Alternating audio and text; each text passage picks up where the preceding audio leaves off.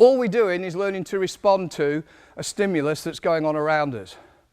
That's what we're doing as martial artists. Sometimes that stimulus means that we recognize a stimulus, whatever it might be, and we make an action first. If it's combative, you might recognize a problem and choose to leave. If you recognize a threat and you can't leave, you might choose to have to take some action to deal with it. But what we're doing all the time is we've got to have the capability to recognize a particular stimulus, interpret it, work out what it means, and then act. The great thing about working at this sort of range is that there's no time to think.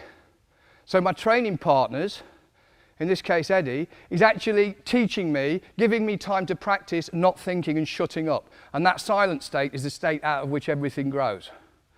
So I don't know if he's going to jab and retract or jab and hold it. It doesn't matter. I haven't got time to think anyway. So when he punches, and I just follow it. My knee's got to feel what's going on down here. Does this make sense? My elbow's got to feel what's going on down here. This is still Juru 1, but it's not quite as obvious now because we're mid-movement.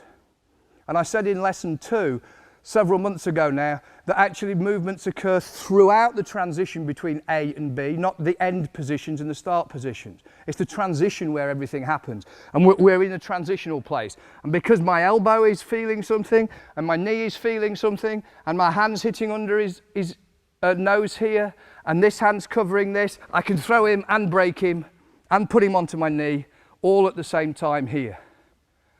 And we'll let him go down gently.